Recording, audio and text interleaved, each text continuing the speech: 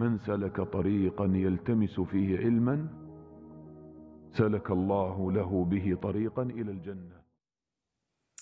بسم الله الرحمن الرحيم والصلاة والسلام على أشرف المرسلين سيدنا وحبيبنا محمد وعلى آله وصحبه أجمعين. أما بعد, السلام عليكم ورحمة الله. J'espère que vous allez bien. Inch'Allah, ce soir, on va aborder un petit point de jurisprudence, hein, un petit point de fiqh, pour essayer un petit peu d'enrichir les réseaux de cette spécialité qui est magnifique. Et malheureusement, c'est vrai que en général, soit on a du halal haram, hein, à tout va, soit on a des petits rappels qu'on lit, qu'on like sur le moment et ensuite qu'on oublie. Et j'aimerais un petit peu enrichir les réseaux de ce domaine du fiqh, apprendre, transmettre à mes frères et sœurs des points essentiels de notre religion qu'on ne trouve pas forcément. Donc, ala kulli hal, je sais qu'il est tard, vous travaillez certainement demain, les enfants sont au lit, donc je ne vais pas vous retarder trop longtemps, on va commencer dès maintenant. Alors, Bismillahirrahmanirrahim, wassalatu wassalamu ala ashrafil mursalin, sayyidina wa habibina Muhammad, wa ala alihi wa sahbihi ajma'in, amma ba'd. Alors, ce soir, j'aimerais vous parler du fait qu'il y ait dans l'islam différents avis.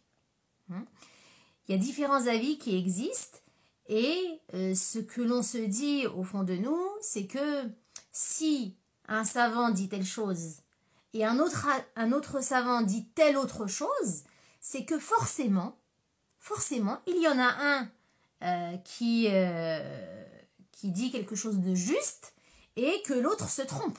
Hein, si chacun dit quelque chose de différent, c'est que forcément il y en a un qui a raison et il y en a un qui se trompe. Et pour illustrer ça, pour dissiper on va dire ce waswas, ce doute un petit peu qu'on a dans nos cœurs, eh bien j'aimerais vous rapporter l'histoire de deux compagnons, Ridwanullahi alayhim, qu'Allah les agrée. Alors c'était deux compagnons qui étaient en voyage et l'heure de la prière est arrivée. L'heure de la prière est arrivée et ils n'ont pas trouvé d'eau.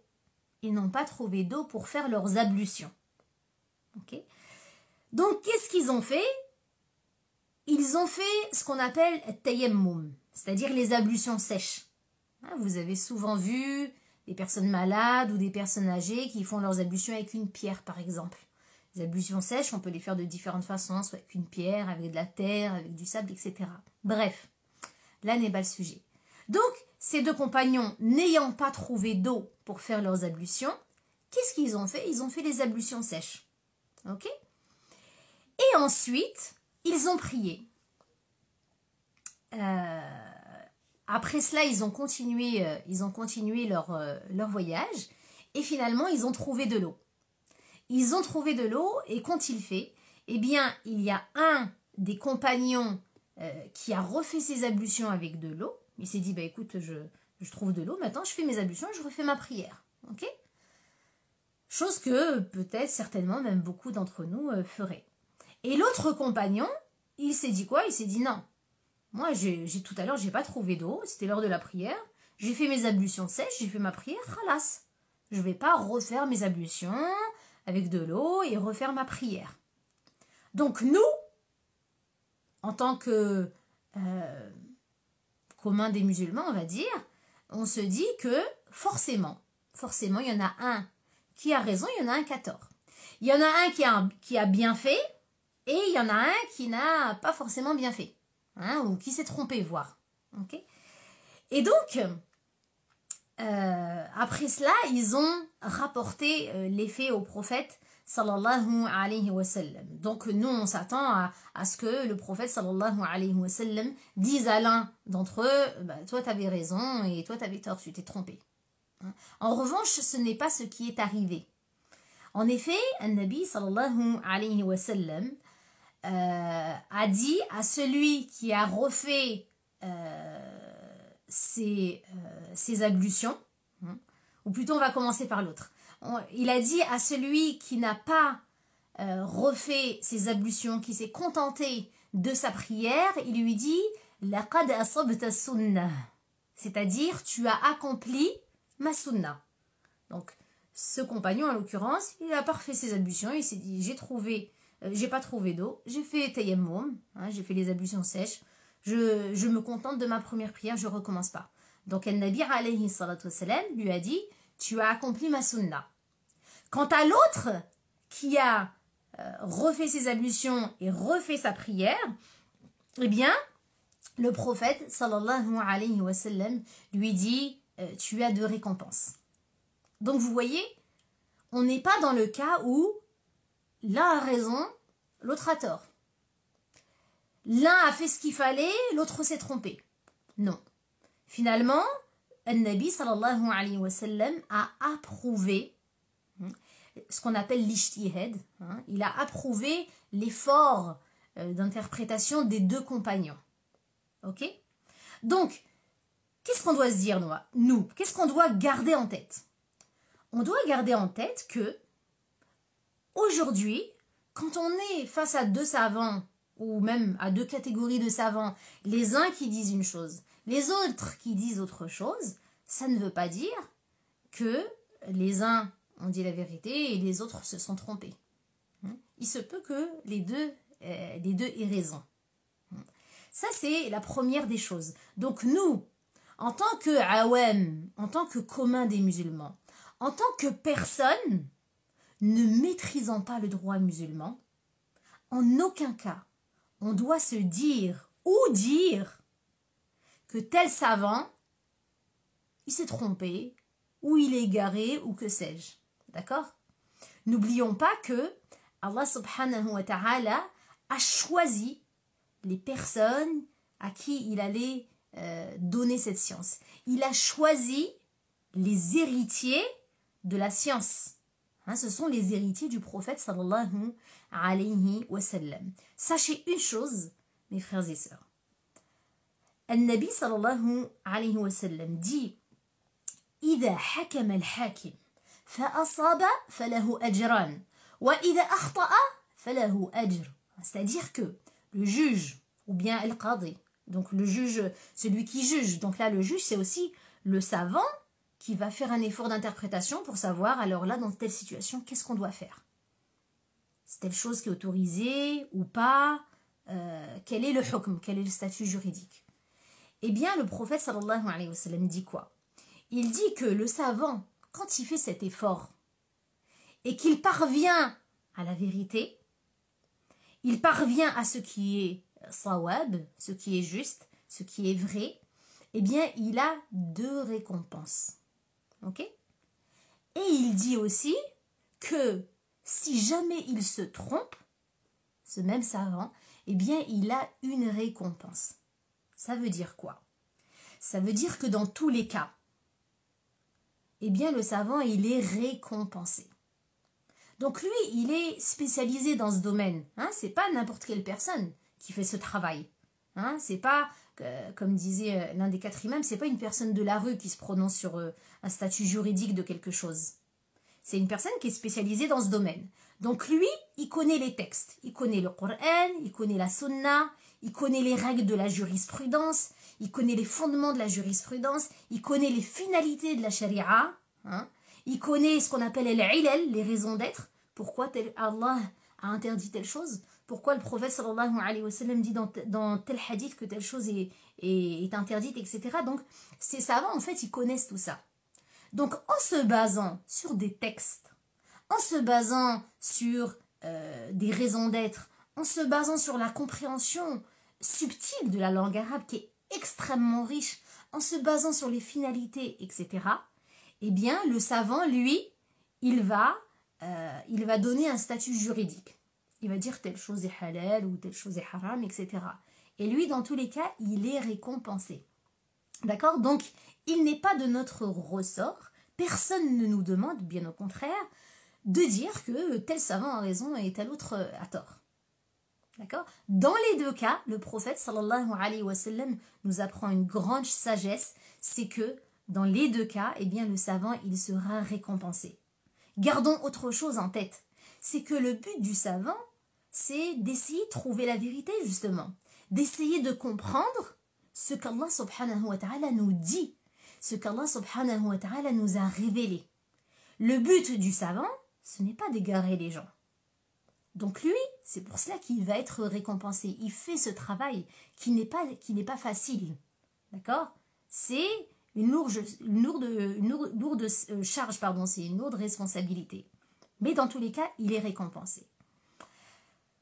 Par ailleurs, il est vrai que parfois, on a des questions sur certains sujets. On a des questions sur certains sujets et il existe des fatwas. Il existe des fatwas sur ces questions-là en particulier. Et on se dit, non, moi j'ai peur de suivre cette fatwa, ou bien j'ai peur de suivre la réponse de ce shir, etc. Parce que on ne sait jamais si après Allah Azza wa Jal me punit, etc. si c'est pas ça. Sachons une chose, c'est que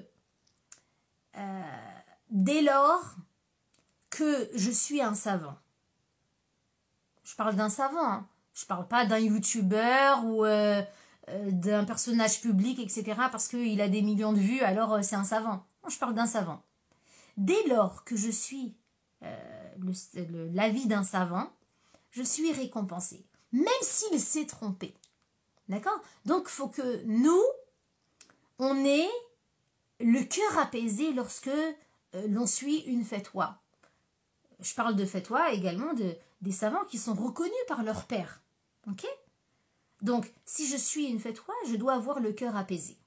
En me disant que, effectivement, Allah Azza wa Jal me demande de me diriger vers les gens de science si je ne sais pas. Je me suis dirigée vers un savant, il m'a répondu, ou bien une fatwa existe sur ce sujet, j'ai le cœur tranquille. Après, bien entendu, si je ne suis pas, entre guillemets, bien entendu, convaincue par une fatwa, encore faut-il avoir les outils nécessaires pour dire que je suis convaincue, encore faut-il savoir étudier les arguments, etc., maîtriser ces sciences-là. Mais, à la kulli hal, peu importe, si je ne suis pas convaincue par une fatwa, je n'ai aucune obligation de la suivre. Je n'ai aucune obligation de la suivre. Les savants, ils répondent pour les personnes qui ont posé ces questions. Si quelqu'un suit la fatwa, dans tous les cas, même si le savant il s'est trompé, eh bien sachez que vous ne commettez aucune erreur face à Allah subhanahu wa ta'ala. Vous n'avez aucune responsabilité face à Allah subhanahu wa ta'ala parce que vous avez eu la bonne méthodologie, à savoir vous vous êtes dirigé vers des personnes de science. Pas vraiment la notion de taqlid, oui, le suivisme, c'est-à-dire en fait suivre l'avis d'un savant. En fait, quand on n'a pas de notion dans le domaine des sciences islamiques, quand on n'a pas étudié ces spécialités, etc., qu'on n'est pas connaisseur de cela, eh bien, ce qui nous est demandé, c'est effectivement de suivre un savant. Le savant qui va nous répondre, sa réponse sera la nôtre. Mais bien entendu, celui qui a les outils nécessaires pour le faire et pour comparer les différents arguments, etc., eh bien, dans ce cas-là, fabiha wa ni'ma. Na'am, par exemple, ce type de fatwa.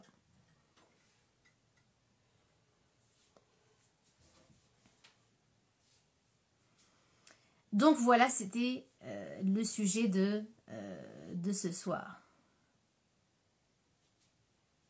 Naam, quand on fait partie des awam, du commun des musulmans, et qu'on ne connaît pas, on suit en effet, on suit la réponse du savant. Est-ce que vous avez des questions?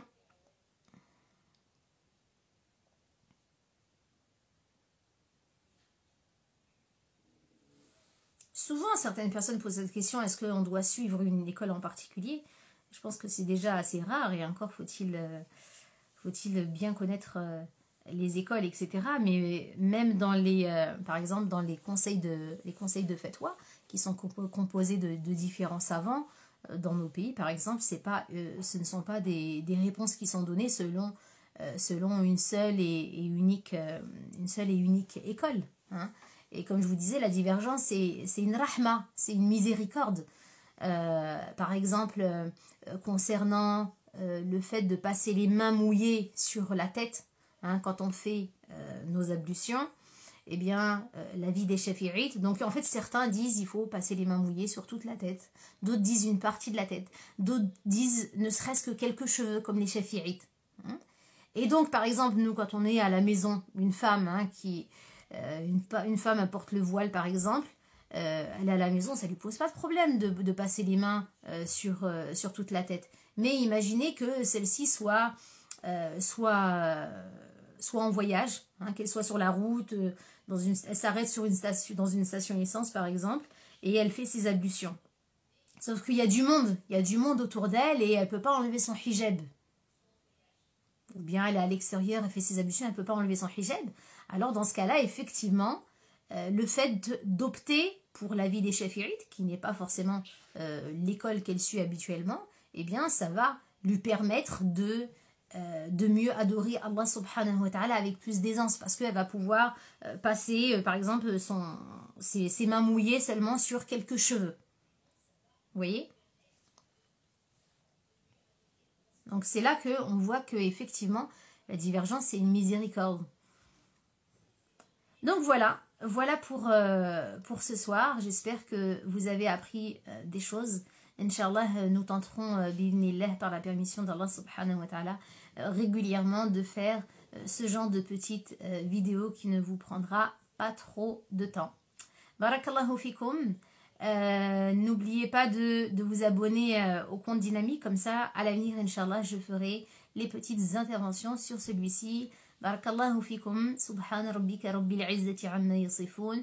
Wa salamun ala al-mursalin. Walhamdulillahi rabbil alamin. Oui, vous pouvez demander à un imam qui habite dans votre ville si celui-ci est qualifié. Barakallahu fikum. Assalamu alaikum wa rahmatullah.